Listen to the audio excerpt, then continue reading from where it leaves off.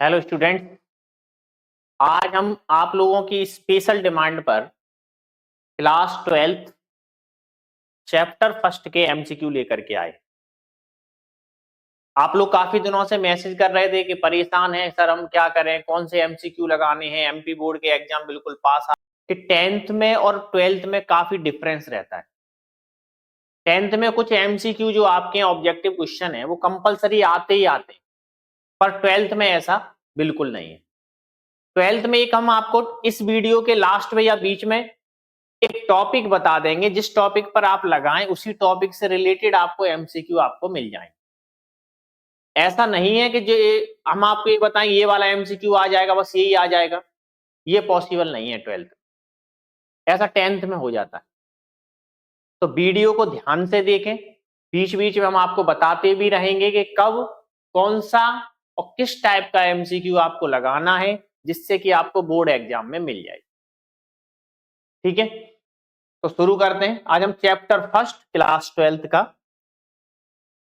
Clear कर देंगे, इसके बाद सेकंड देखेंगे। यहां पूछ रहा है the function A to B मिल गया है हमें। यहां क्या दिया है उसने हमें, F x equal 4x plus 7। अब सुनिए, यहां तो हमने थोड़ा सा चेंज करके लिया है, बट वो ज्यादातर क्या करता है एग्जाम में आपसे इस टाइप से पूछ लेता है, 2x का 5x का इस टाइप से पूछेगा। ठीक, अब हमें ये बताना है कि ये x belongs to real number दे रहा है, ये वन वन है या मैनी वन है। वन वन और मैनी वन आप लोग जानते ही होंगे, यहाँ कोई वैल्यू वन रखें, माइनस वन रखें, टू रखें, माइनस टू रखें, हर बार यहाँ उनके आंसर अलग अलग आ जाएं तो ये वन वन होता है। और कभी कभार ऐसी कंडीशन बन जाए कि हम वन रखें या माइनस वन रखें, दोनों कंडीशन में सेम आंसर आ जाए तो ये मैनी वन हो जाता है। ठीक है, तो फिलहाल हमें ये चेक करना है कि ये वन वन है या मैनी वन है। तो इन दोनों को तो अभी क्रॉस ही लेके चलो, तो ऑप्शन किसी काम के है ही नहीं। हमने यहाँ देखा एफ एक्स इक्वल, उसने हमें दिया है 4x plus 7। x belongs to क्या है, रियल नंबर है, तो रियल नंबर हम यहाँ पुट करेंगे। तो हमने सपोज यहाँ सबसे पहले माइनस वन पुट कर दिया, तो 4x की जगह पे माइनस वन प्लस 7, 4 का मल्टीप्लाई करेंगे, 4 बन जा 4 प्लस 7 कितना आया, 3 आया। एक या दो ही रख के पता कर लेते हैं। सवाल करना तो आपको बताया ही होगा टीचर ने, कैसे हमें चेक करना है, क्या करना है। हम तो ओनली एक तरीके से थोड़ा सा रिवीजन टाइप से आपका करवाए दे रहे हैं। अब यहाँ हम क्या करेंगे, x की जगह पे 1 रखेंगे प्लस 7, तो 4 बन जा 4 प्लस 7, 4 और 7 कितना होता है 11। दोनों बार आंसर अलग है, माइनस 1 रखने पर 3 आया है और प्लस 1 रखने पर कितना आ रहा है अपने पास 11 आ रहा है। इसका मतलब फंक्शन हमारा 1 1 है। ओके क्लियर, यहां से हमने देख लिया फंक्शन हमारा कैसा है 1। आप सुनिए, बोर्ड एग्जाम को अगर हम देखते हुए चलें तो 1 1 और ऑन्टो का 99% एक क्वेश्चन वो आपसे पूछता है ऑब्जेक्टिव में। ठीक है, तो इस टाइप से 4x प्लस 7, अभी मैंने स्टार्टिंग में ही बताया था 2x है, 5x है, 2x स्क्वायर है, x स्क्वायर है, x स्क्वायर प्लस 5 है। इस टाइप से कुछ भी लिख के देगा और आपसे पूछेगा बताओ ये 1 1 है या ऑन्टो है या 1 1 ऑन्टो दोनों है, इस टाइप से वो आपसे पूछेगा। तो ये आपको इसका आंसर देना है। ठीक है, ये फर्स्ट हो गया। अब देखते हैं सेकंड। सेकंड में उसने हमें लिखा है स्मॉलेस्ट इंटीजर फंक्शन। तो हमने जो एनसीईआरटी पढ़ी है उस एनसीईआरटी में हमें स्मॉलेस्ट इंटीजर फंक्शन तो नहीं, ग्रेटेस्ट इंटीजर फंक्शन दे रखा। तो हम यहाँ दोनों को समझे, स्मॉलेस्ट क्या है, ग्रेटेस्ट क्या है। वैसे ग्रेटेस्ट आपको टीचर ने बताया भी होगा कि ग्रेटेस्ट कौन सा है, स्मॉलेस्ट कौन सा है। ठीक है, तो देखो कैसे करते हैं। इंटीजर फंक्शन में हमने यहाँ 2.1 लिया, 2.2 लिया, 2.9 लिया, 2.7 लिया, कुछ भी। इसी को समझे तो हम यहाँ एक नंबर लाइन लेते हैं, यहाँ मैंने 0 ले लिया, 1 2 3। ठीक, अभी चल रहे हैं किसके लिए, ग्रेटेस्ट इंटीजर फंक्शन के लिए, ना कि स्मॉलेस्ट इंटीजर फंक्शन। हम ग्रेटेस्ट की बात करते हैं अभी। 2.1 हम देखेंगे तो अप्रॉक्स यहां कहीं होगा 2.1, ठीक। तो इसका आंसर क्या होगा 2.1 का इंटीजर फंक्शन में? तो हमने देखा कि ग्रेटेस्ट इंटीजर फंक्शन में उससे जस्ट पहले वाले इंटीजर को हम ले लेते हैं। तो 2.1 यहाँ 2.1 है और 2.1 से पहले देखेंगे तो इंटीजर हमारा कितना है? 2 है। 2.2 की अगर हम बात करें तो 2.2 थोड़ा सा इससे आगे यहाँ कहीं होगा, तो 2.2 से भी पहले इंटीजर कौन सा है? तो इसका भी आंसर कितना होगा? 2। ऐसे 2.9 की बात करें तो 2.9 यहाँ कहीं होगा, तो इससे पहले भी हमें इंटीजर कौन सा मिल रहा है? तो 2 ही मिल रहा है, जस्ट पहले वाला। ऐसे 2.7 के पहले भी क्या मिलेगा? 2 मिलेगा। ऐसा नहीं है कि 2.1 2 आ गया, 2.9 नियरेस्ट टू 3 तो 3 नहीं। ग्रेटेस्ट इंटीजर फंक्शन में आपने जो वैल्यू ली है, जैसे हमने 1.8 लिया, 1.8 अप्रॉक्स यहाँ कहीं है मान लिया, इससे जस्ट पहले इंटीजर कौन सा मिल रहा है? 1 मिल रहा है, तो इसका आंसर हम यहाँ 1 लिखेंगे। ये होता है आपका ग्रेटेस्ट इंटीजर फंक्शन। अब बात चलेगी किसकी? स्मॉलेस्ट इंटीजर फंक्शन, ठीक। स्मॉलेस्ट इंटीजर फंक्शन और ग्रेटेस्ट इंटीजर फंक्शन में एक ही डिफरेंस आता है। ग्रेटेस्ट इंटीजर फंक्शन में जस्ट पहले जो इंटीजर मिलता है उसे ले लेते हैं, और स्मॉलेस्ट में जस्ट बाद में जो इंटीजर होता है हम उसे ले लेते हैं। कौन सा? जैसे यहां सपोज हमने लिया 3.2, 3.9, 3.6, दोनों ही तीनों हमने क्या लेके चले? ये स्मॉलेस्ट इंटीजर फंक्शन है। कौन से फंक्शन है? Smallest integer function. यहाँ 1, यहाँ 2, यहाँ 3 और यहाँ पर 4। 3.2 तो 3.2 अप्रॉक्स ये मान लिया ये है। तो अगर ये ग्रेटेस्ट इंटीजर फंक्शन का होता तो आंसर होता 3, क्योंकि जस्ट पहले लेना है। जस्ट पहले कौन सा हमें इंटीजर मिल रहा है, लेकिन यहाँ स्मॉलेस्ट की बात कर रहा है तो जस्ट बाद वाला इंटीजर देखते हैं। तो 3.1 के जस्ट बाद हमें जो इंटीजर मिल रहा है उसका आंसर कितना है? 4। 3.9 तो 3.9 यहां पर है, इसके जस्ट वाला इंटीजर कौन सा है? 4। 3.6 के जस्ट बाद वाला इंटीजर कौन सा है? 4। मतलब 3.2 पुट किया, 3.9 पुट किया, 3.6 पुट किया, हर कंडीशन में आंसर 4 मिला। तो ये 1 1 तो नहीं है, फिर इधर तो मैनी है और इधर क्या है? 1 है, इसलिए इसका answer many 1। Okay, clear? Next,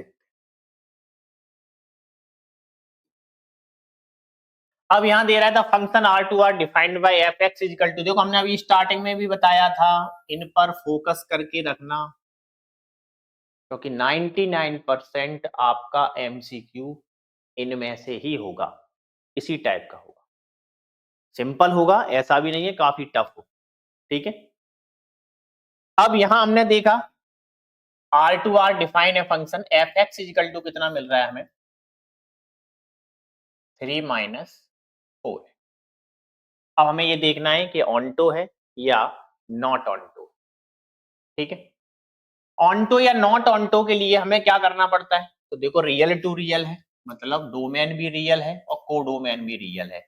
onto function में हमें क्या करना पड़ता है? यहाँ ऑल रियल नंबर आने चाहिए। यहाँ हम कौन सी वैल्यू पुट करते हैं कि यहाँ ऑल रियल नंबर आ जाए, ये होता है ऑनटो। तो हमने यहां देखा, एक चीज बना के चलते हैं, 3 - 4 इंटू रियल नंबर है, डोमेन हमारा क्या है? रियल है, तो यहां हम कुछ भी रख सकते हैं। तो हम अगर एक बात सोचें, सपोज अपॉन में 4 रख दें, अब आपको जो लाना है वो आप लेके आ सकते हो। कैसे? मैंने कहा कि चलो मुझे 2 लेके आना है। कितना लेके आना है? 2। या सपोज मुझे 3 लेके आना है, या जो भी लेके आना है। क्यों? क्योंकि यहाँ 4 रखने से क्या हुआ? ये तो कैंसिल ही हो गया। अब आपको सिर्फ ये एडजस्ट करना है कि आपको कितना लेके आना है। सपोज हमें 2 लेके आना है, तो हम यहाँ कितना पुट कर दें? 1। 1 मतलब कितना पुट कर दिया हमने? 1/4, क्योंकि 4 तो हम पहले ही रख चुके ना। क्यों रखा 4? क्योंकि 4 से 4 कैंसिल हो रहा है, और 3 - 1 कितना आएगा? 2 आएगा। आ गया 1/4। कोई भी कुछ भी लेके आ सकते हो आप, जो भी आपको लेके आना है। सपोज हमें यहाँ 0 लेके आना है, 0 लेके आना है, 0 लेके आना है, तो क्या करेंगे अपन? यहाँ 3/4 पुट कर देंगे। 3/4, 4 से 4 कैंसिल, 3 - 3 0 आ गया।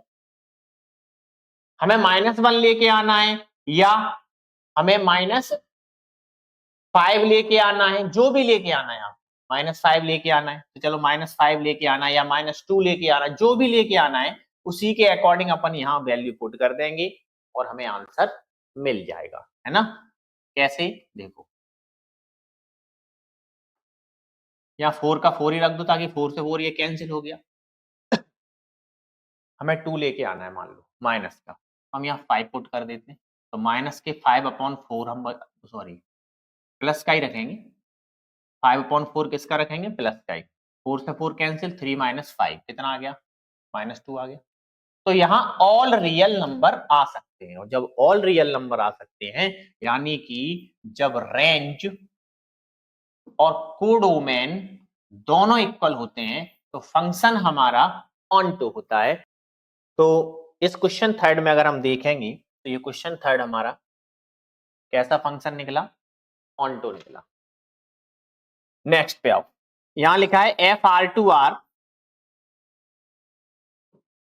ये भी R2R, fx इक्वल क्या दे दिया उसने हमें, 2x + 3, gx इक्वल कितना मिल गया, x² + 7, then the value of x for which क्या बताना है, f ऑफ gx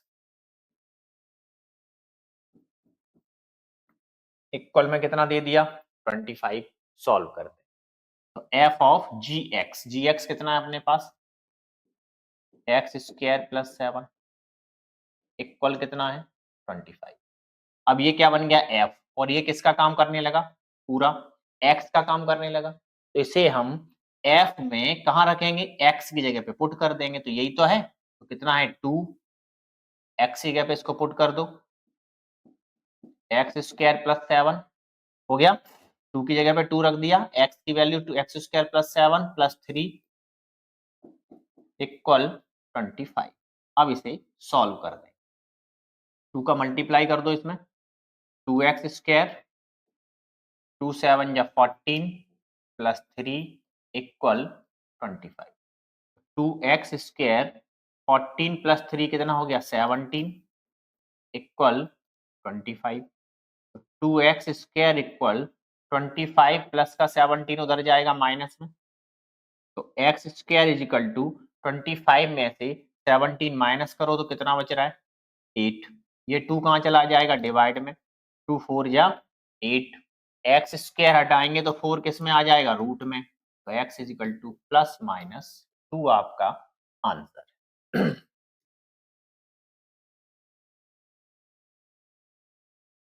यहाँ f उसने हमें दिया है natural number 2, real number, g मिला है रेशनल नंबर 2, रियल नंबर।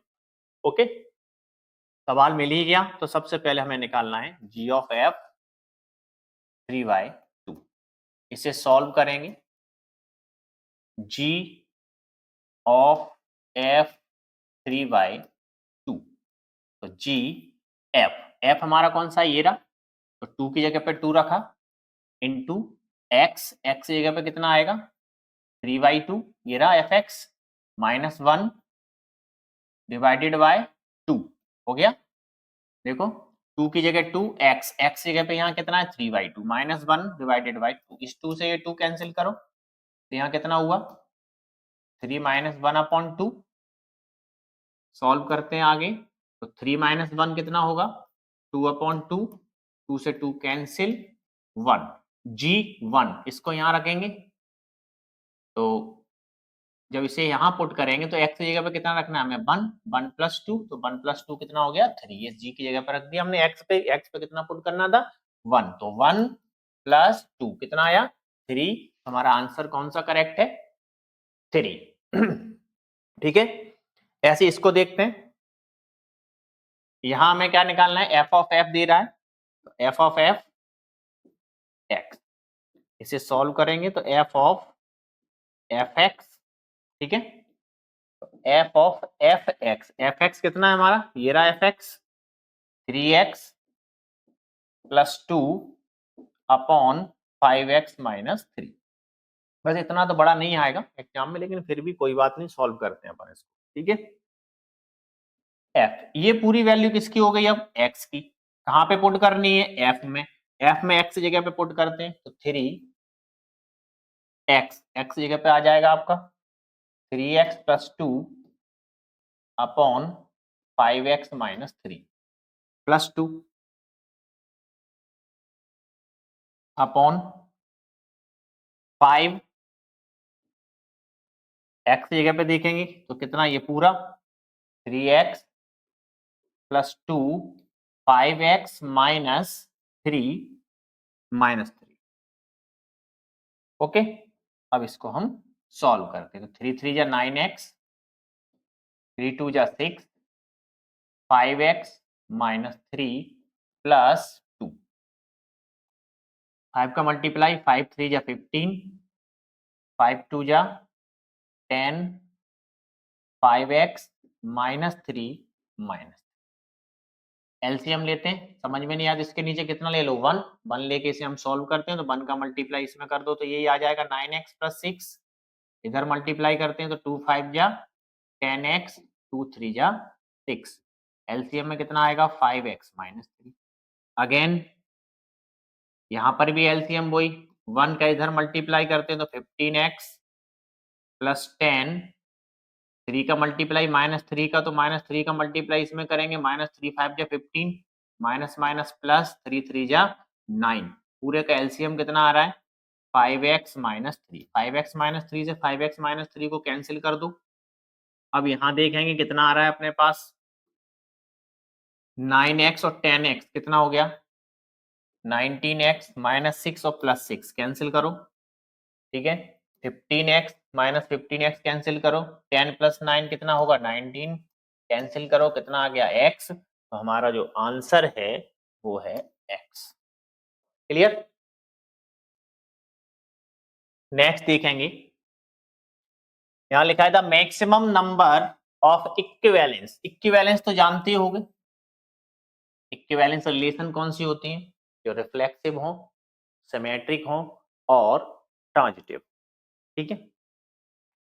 तो यहां हमें इक्विवेलेंस रिलेशन निकालनी है ऑन द सेट। देखो एक चीज याद रखना यहां हमें रिलेशन अपने दिमाग से बनानी पड़ेंगी कि मैक्सिमम कितनी रिलेशन बनती हैं, बट एमपी बोर्ड के लिए ये एक बहुत सिंपल है कि मोस्टली वो 3 डिजिट ही देता है रिलेशन में, इस वाले एमसीक्यू में, इस टाइप के एमसीक्यू, इसके जैसा और भी एक एमसीक्यू आगे बताएंगे जो बहुत ज्यादा पूछता है। देखो फर्स्ट एमसीक्यू हमने आपको स्टार्टिंग में बताया, जिसमें क्या बताया कि बन बन और ऑन्टो वाला आपको अच्छे से लगा के रखना है, उसमें से पूछता है, उस टाइप का जरूर पूछता है। फिर इसका, तो इसमें या तो आपको रिलेशन बनानी पड़ेगी कि इक्विवेलेंस रिलेशन बन बन ऑन्टो के साथ ये है एक। अब आ जाओ इसमें, जब इक्विवेलेंस रिलेशन बात करता है तो इक्विवेलेंस रिलेशन कौन सी होती है, जो तीनों हो, तीनों मतलब रिफ्लेक्सिव, सिमेट्रिक और ट्रांजिटिव, तब वो क्या होती है इक्विवेलेंस रिलेशन होती है। तो अगर हम यहां से रिलेशन अपने मन से बनाना चालू करेंगे काफी टाइम वेस्ट होता है, दिमाग में भी कंफ्यूजन होती है। तो मोस्टली वो एमपी बोर्ड में 3 डिजिट ही पूछता है, 1 2 3 की जगह 4 5 6 लिख देगा, ए बी सी लिख देगा। तो याद रखना जब भी ऐसा क्वेश्चन आता है तो हमेशा जब सेट में 3 मिलते हैं, टोटल 3, 1 2 3 एबीसी लिख दें, तब भी कितना होगा 1 2 3, तो हमारी इक्विवेलेंस रिलेशन 5 ही बनती है। इसे याद रखोगे तो ज्यादा बढ़िया है, और नहीं तो आपको सर ने बताया ही होगा कि आपको रिलेशन बना बना के चेक करनी पड़ेगी कितनी बन सकती हैं जो इक्विवेलेंस रिलेशन होंगी, मतलब तीनों निकले, रिफ्लेक्सिव, सिमेट्रिक और ट्रांजिटिव, ठीक है। तो 5 बना पाएंगे, 5 से ज्यादा नहीं बना पाएंगे, तो इसका आंसर 5। नेक्स्ट देखते हैं, यहां पूछ रहा है let us define a relation R in R as a R B, तो ए ग्रेटर और इक्वल है बी के देन आर इज, क्या कह रहा है ए जो है वो बी से ग्रेटर है अदरवाइज इक्वल है। तो सीधी सी बात, इक्वल के साइन ने ही हमें बता दिया कि रिलेशन हमारी रिफ्लेक्सिव होगी।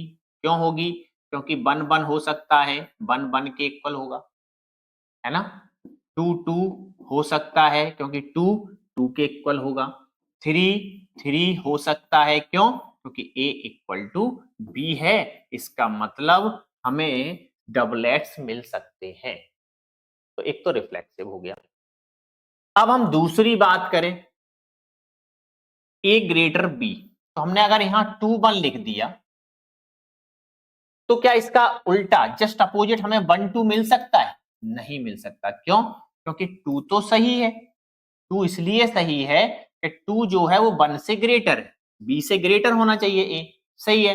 बट यहां क्या है, यहां उल्टा हो रहा है, ये 1 तो ग्रेटर हो ही नहीं सकता 2 से, है ना, तो ये नहीं लग रहा। मतलब ए बी तो मिल रहा है, बी सी नहीं मिल रहा, तो सिमेट्रिक नहीं है। क्या नहीं है? सिमेट्रिक नहीं। तो पहला था इक्विवेलेंस रिलेशन, हो ही नहीं सकता। ठीक है, यहां देखेंगे सिमेट्रिक, गलत, सिमेट्रिक तो है ही नहीं, अभी चेक किया था मैंने। यहां कह रहा है नाइदर ट्रांजिटिव नॉर रिफ्लेक्सिव, लेकिन रिफ्लेक्सिव तो था, अभी देखा है अपन ने, तो ये वाला भी ऑप्शन गलत। तो अब कौन सा बचा? ये वाला, राइट, रिफ्लेक्सिव है, सिमेट्रिक नहीं है। अब यही बचा, तो सीधी सी बात है ट्रांजिटिव। क्यों? क्योंकि ट्रांजिटिव में 2 कंडीशन चलती हैं, ए के साथ बी हो, बी के साथ में सी हो, तो ए के साथ में सी होना चाहिए। अब कैसे हो सकता है?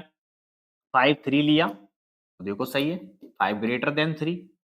अब 3 के साथ में इससे लेस लोगे 2, तो देखो 3 से ग्रेटर देन 2, तो 5 2 भी आ सकता है।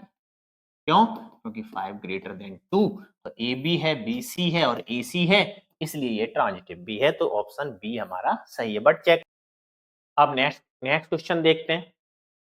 तो क्वेश्चन नंबर 9 में वो हमसे पूछ रहा है लेट ए 1 2 3, ए कितना है हमारा 1 2 3, जो सेट मिल गया हमें 1 2 3, रिलेशन दे दिया। तो अब रिलेशन में हमें ये पता है कि रिफ्लेक्सिव के लिए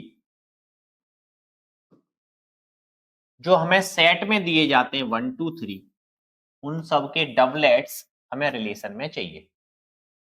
तो हम डबलेट्स को चेक करना चालू करेंगे। तो पहला हमने यहां देखा, इसने 1 कहा है, तो हम देखेंगे 1 1 है क्या रिलेशन में? यस है, 1 1 मिल गया। फिर हमने देखा 2 है इसमें, तो क्या रिलेशन में 2 2 है? यस है। फिर हमने देखा 3 हमें मिल गया, तो क्या रिलेशन में 3 3 है। मतलब ये तो कंफर्म हो गया कि ये रिफ्लेक्सिव। अब दूसरे की बात करते हैं। दूसरे के लिए चलेंगे तो किसके लिए चलेंगे? सिमेट्रिक। सिमेट्रिक में क्या होता है कि ए बी, तो हमें बी ए भी चाहिए, जो है उसका जस्ट उल्टा भी हमें चाहिए। तो यहां देखेंगे कौन कौन से मिल रहे हैं। हमने देखा 1 2, क्या 1 2 का अपोजिट है या 2 1? नहीं, उसका 1 2 का जस्ट उल्टा हमें 2 1 मिल रहा है, नहीं मिल रहा, इसका मतलब सिमेट्रिक नहीं है। तो हमने देखा रिफ्लेक्सिव है बट नॉट सिमेट्रिक है, तो पहला ही ऑप्शन हमारा करेक्ट। तो फर्स्ट ऑप्शन है वो ही हमारा कैसा हुआ? सही हुआ। आगे हमें चेक करने की जरूरत नहीं। ठीक है, अब 10 को देखें। Which of the following function from Z, integer to integer दे रहा है, बाइजेक्टिव। बाइजेक्टिव हम जानते हैं कौन कौन से फंक्शन बाइजेक्टिव होते हैं, जो दोनों होते हैं, दोनों मतलब 1 1 भी हो और ऑनटो भी हो, तो ऐसे सभी फंक्शन हम क्या कहते हैं उनसे, कि ये बाइजेक्टिव फंक्शन। ठीक है, तो फर्स्ट वाले की अगर हम बात करें x पे पावर 3, तो क्या ये बाइजेक्टिव हो सकता है? ये चेक करना है। ये 1 1 है, तो क्या ऑनटो हो सकता है? 1 1 के लिए क्या करते थे? -1 पुट करते थे, +1 पुट, -1 का क्यूब -1 होता है, +1 का 1 होता है, तो 1 1 है। ऑनटो के लिए क्या चाहिए? इधर ऑल इंटीजर्स आने चाहिए। ऑनटो के लिए क्या आने चाहिए? ऑल इंटीजर्स आने चाहिए। तो हमने देखा ये हो गया। अब अगर हम यहाँ -2 रख दें, तो -2 का क्यूब तो 8 हो जाएगा, माइनस का, +2 रखेंगे तो प्लस का 8 आ जाएगा। तो इसका मतलब इसके बीच वाले जो नंबर हैं 2 3 4 5 6 7, ये तो नहीं आ पाएंगे। और ऑनटो में जेड मांगता है, यानी ऑल इंटीजर्स चाहिए उसको यहाँ। अब ऑल इंटीजर्स तो नहीं आ सकते, क्यों? क्योंकि डोमेन में भी इंटीजर पुट करेंगे और कोडोमेन में भी इंटीजर चाहिए ऑनटो के लिए। तो हमने डोमेन में इंटीजर पुट किया -1, -1 का क्यूब किया -1, फिर हमने +1 पुट किया, प्लस 1 का क्यूब कितना होता है 1 होता है।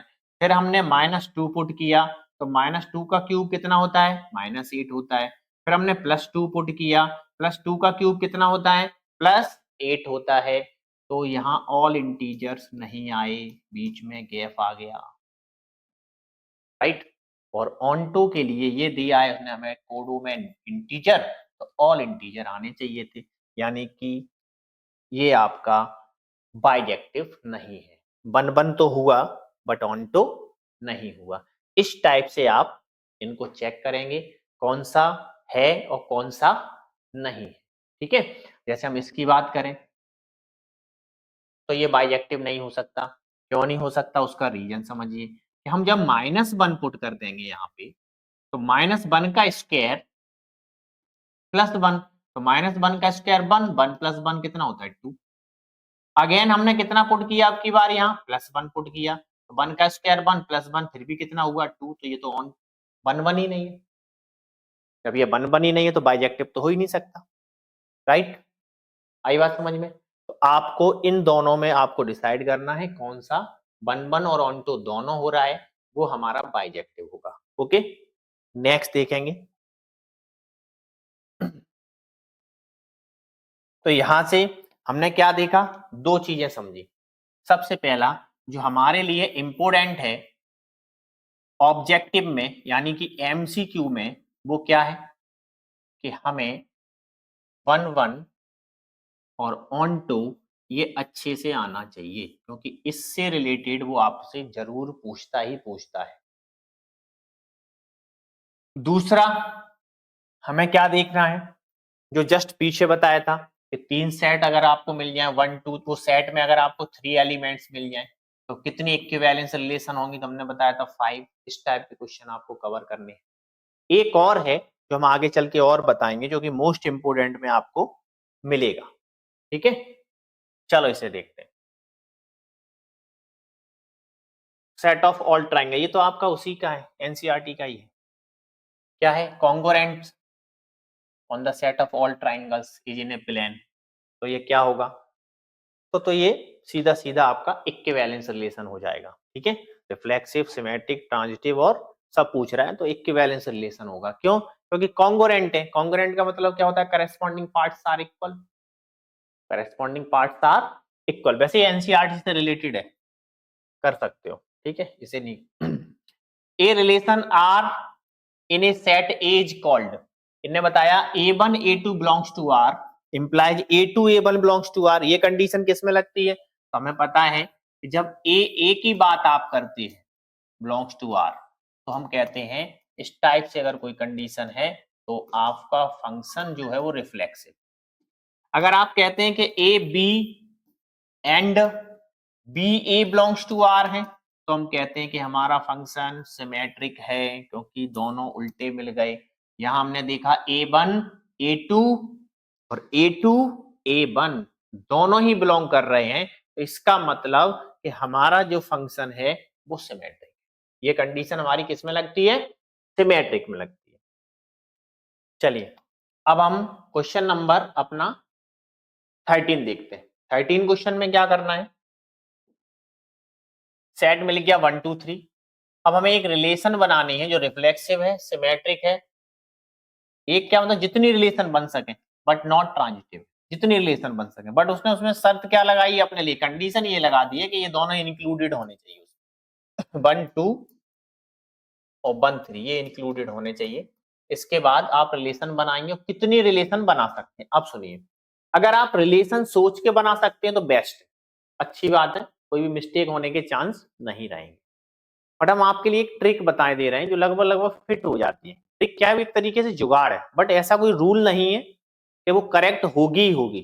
इस चीज को भी ध्यान रखना, जो लोग बना लेते हैं उनके लिए बहुत बेस्ट है, बट जो नहीं बना पा रहे हैं वो इस टाइप से काम चला सकते हैं, है ना। इस चीज को ध्यान रखना, ऐसा नहीं है कि ऐसा कोई रूल है क्या है। लगभग लगभग मतलब जो आपकी एनसीईआरटी में जो एमसीक्यू आए हैं, ऑब्जेक्टिव आए हैं, कुछ जो गाइड वगैरह में, उसको लगभग लगभग इस टाइप से आप कर सकते हैं। कैसे कर सकते हैं, हम बस एक ट्रिक देख लेते हैं कि हमें उसने कितने ब्रैकेट दे दिए 2, इसमें से 2 हटा दो, कितना बचा 1, डिजिट कितना बचा अपने पास 1। कोई भी एक डिजिट, इन दोनों को हटा दो एक डिजिट, क्यों? क्योंकि 2 ब्रैकेट्स उसने हमें दे रखे, तो हम डायरेक्ट आंसर दे देंगे। 3 एलिमेंट्स में उसने 2 के ब्रैकेट बना दिए, एक बचा है, तो आपकी जो रिलेशन बनेगी वो 1 बनेगी। लेकिन ऐसा नहीं है, इस बात को ध्यान रखना कि ये रूल सही है, सही नहीं है। सही तो यही है कि आप बना के चेक करेंगे, तब आप पता करेंगे इसके अकॉर्डिंग कि ये दोनों लेने के बाद में हमें रिफ्लेक्सिव करना है। तो रिफ्लेक्सिव के लिए हमें पता है तीनों एलिमेंट्स के डबलेट्स आने चाहिए। अब हमें सिमेट्रिक करना है तो इनके अपोजिट भी लिखने पड़ेंगे, है ना? इस हिसाब से बना के चेक करेंगे, और तो नहीं बन रही तो सिर्फ एक ही रिलेशन आपकी बने। हमने बताया वो कैसे, जिन लोगों को बहुत ज्यादा प्रॉब्लम आ रही है सीधा याद रखो, 2 ब्रैकेट तो 2 कम कर देंगे, इसमें से कोई भी एनी 2 एलिमेंट्स को हटा दो, 1 एलिमेंट्स बचा, तो आपका आंसर 1 होगा। ऐसे काम चला सकते हैं जो आपके लिए पर्याप्त है ना? अब एग्जाम पास में है, सीखने के समय गए। हमें यहाँ एफ ऑफ जी निकालना है, तो एफ ऑफ जी एक्स यहाँ निकालते हैं अपन। तो एफ ऑफ जी एक्स देखेंगे यहाँ पे कितना है हमारे पास, तो जी एक्स है x square minus 2, x square minus 2। चलिए, अब ये एफ एक्स बन गया, तो ये एफ में कहाँ पुट किया जाएगा, एक्स की जगह पर।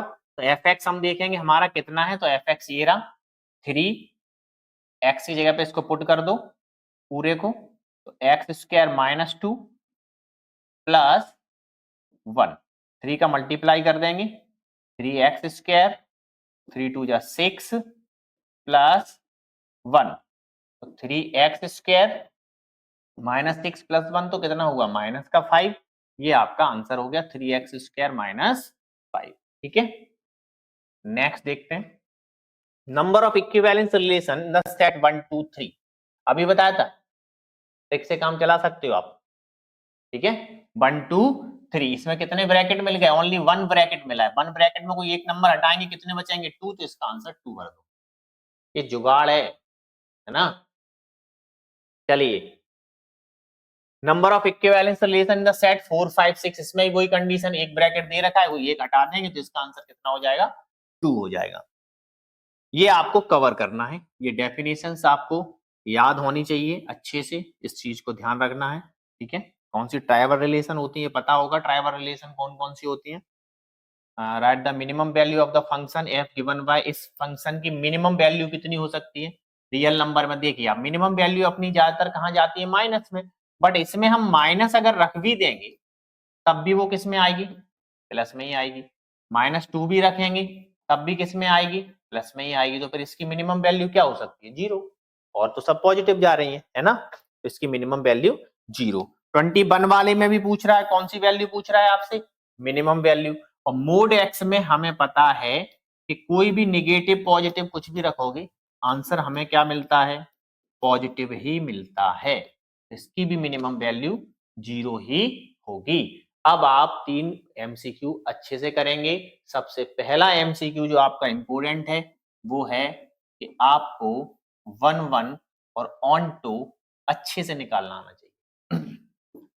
दूसरी कंडीशन में आपको रिफ्लेक्सिव, सिमेट्रिक और ट्रांजिटिव में इस टाइप के क्वेश्चन जो अभी अभी ये किए, इस टाइप के क्वेश्चन बहुत अच्छे से आने चाहिए। रिफ्लेक्सिव, सिमेट्रिक और ट्रांजिटिव में या इक्विवेलेंस रिलेशन पूछ लेता है तो इस टाइप के आपको क्वेश्चन बहुत अच्छे से आने चाहिए। उसके साथ साथ ये डेफिनेशन भी कर लें। तीनों क्वेश्चन ये हम अभी रिपीट कर दिया, इस टाइप के 3 क्वेश्चन हम आपको पीछे बता चुके हैं जिन्हें आपको कवर करना है, जो कि आपको एग्जाम में मिलेंगे ही मिलेंगे। अगर मेरी मानी जाए तो इस साल आपसे 1 1 और ऑन टू फिर अगेन पूछेगा। देखिए सवाल सिंपल देगा, 2x दे देगा, 5x दे देगा, 5x स्क्वायर दे देगा, 2x स्क्वायर माइनस 7, इस टाइप का देगा और आपसे पूछ। ठीक है, मिलते हैं नेक्स्ट वीडियो में चैप्टर 2 के ऑब्जेक्टिव क्वेश्चन के साथ।